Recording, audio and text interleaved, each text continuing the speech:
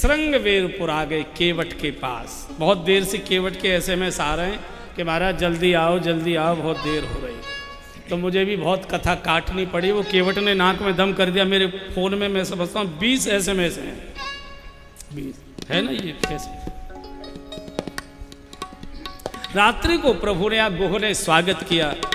श्रृंगवेरपुर में प्रभु ने विश्राम। अगले दिन प्रातःकाल भगवान गंगा पार करने के लिए गंगा के घाट पर आए। और यहाँ केवट नाम का एक व्यक्ति अपनी नाव लेकर बैठा है। बड़ा मार्मिक प्रसंग, बड़ा मनोहारी प्रसंग, बड़ा नटखटता से भरा हुआ प्रसंग, अटपटा प्रसंग, लेकिन रसीला प्रसंग, मानुष का सबसे रस भरा प्रसंग, केवट प्रसंग। भगवान ने सुमंत्र को हाथ पकड़कर रथ में बिठा दिया। बर बस राम सुमंत्र पठाए, बर बस राम सुमंत्र पठाए, सुरसर तीर आप तब आए, सुरसर तीर आप तब आए। हाँ जी, सुरसर तीर आप तब आए,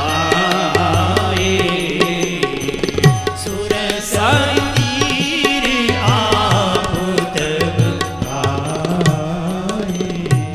सुमंत्र जाना नहीं चाहते। भगवान ने जबरदस्ती बरबस। क्यों? भगवान को मालूम है मैं केवट के पास जाकर खड़ा हूँगा, न केवट स्वागत करेगा न सत्कार करेगा।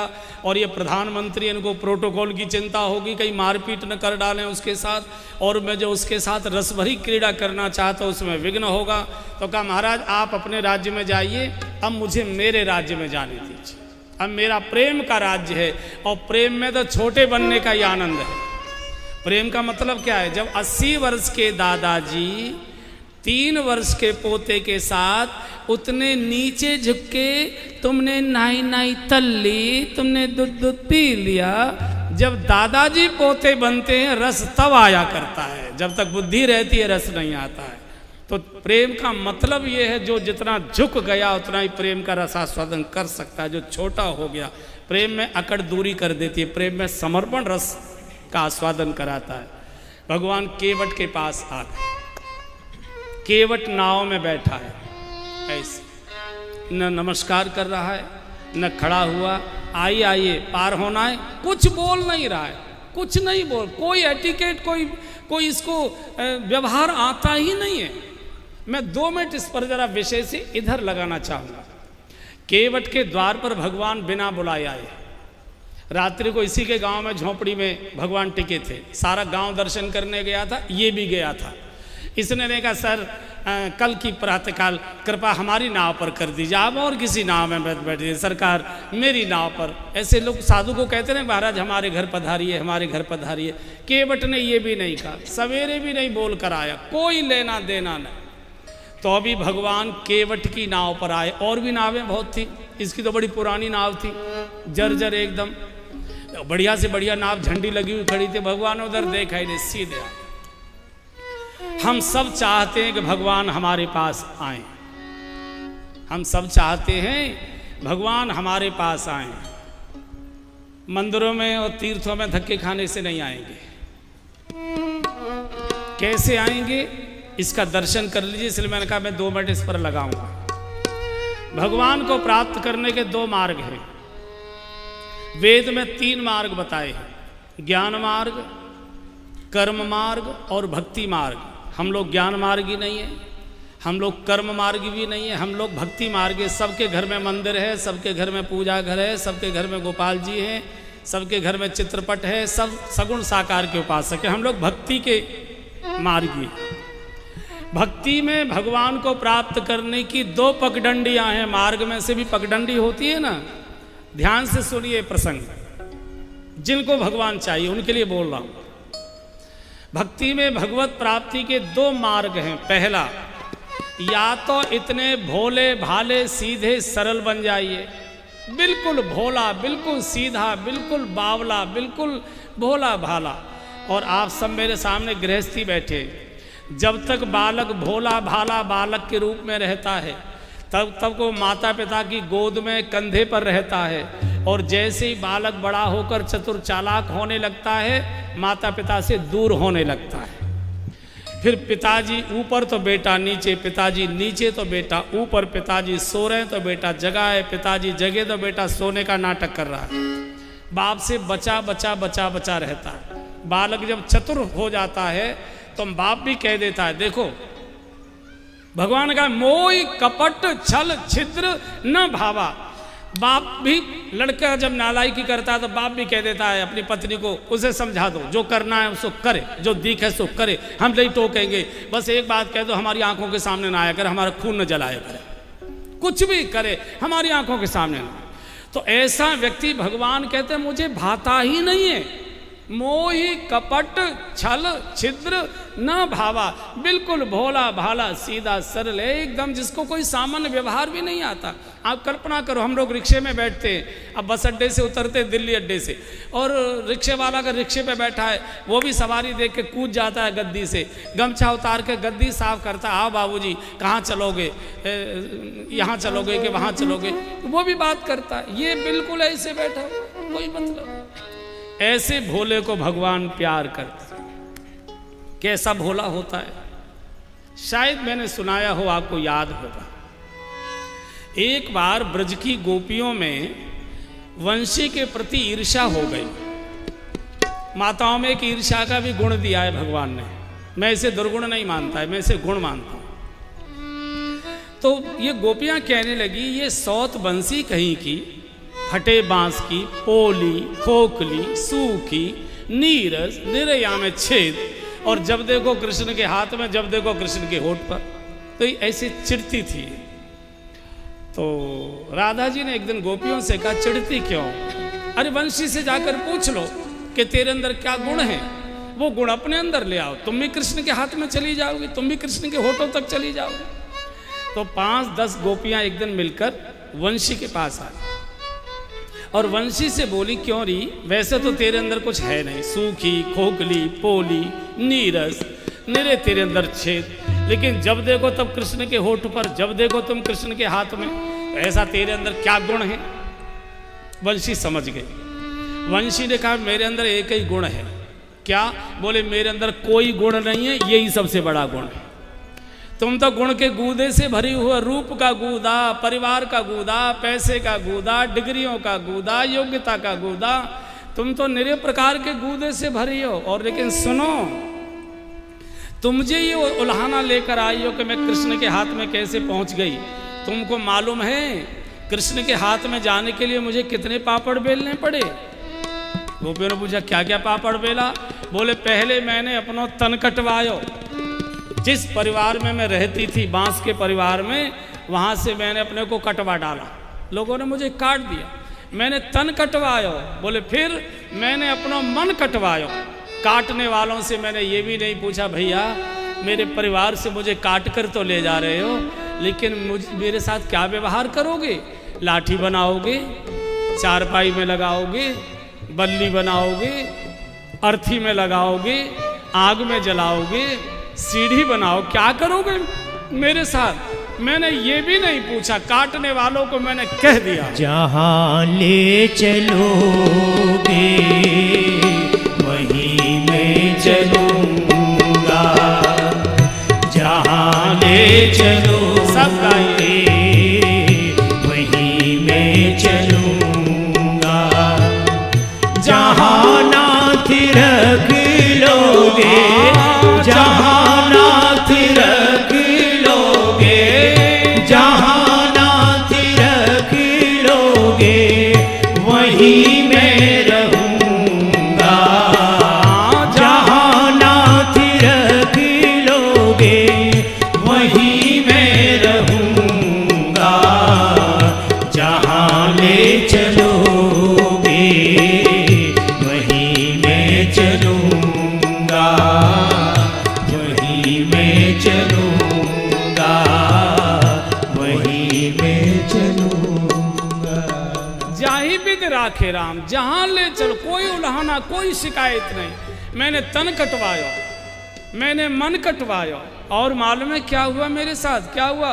बोले ग्रंथन ग्रंथन में छिदवायो। पहले तो मेरी गांठें छीली गई, फिर गरम लाल सलाख से मेरे अंदर छेद किए गए। तन कटवायो, मन कटवायो, ग्रंथन ग्रंथन में छिदवायो। बोले फिर जैसो चाहत है श्याम, मैंने तैसो ही स्वर सुनायो। यही कारण निज अधरन पर मोहि धरत मुरारी रे। मेरे और तुम में बस इतना अंतर है कि तुम कृष्ण को अपने अनुसार बजाना चाहती हो और मैं कृष्ण के अनुसार बजा करती हूँ। वो जैसा चाहते मैं वैसा बजती हूँ। तुम अपने अनुसार कृष्ण को चलाती हो, मैं कृष्ण के अनुसार चलती हूँ। वंशी पर एक संत ने बड़ा अच्छा गीत लिखा है। वो कहते हैं वृंदावन के साधुओं का उदाहरण देकर कि कृष्ण के हाथ में जाना चाहते हो तो वंशी बनो। जीवन है तेरे हवाले मुरलिया वाले, जीवन है तेरे हवाले मुरलिया वाले, जीवन है तेरे हवाले मुरलिया वाले। हम तो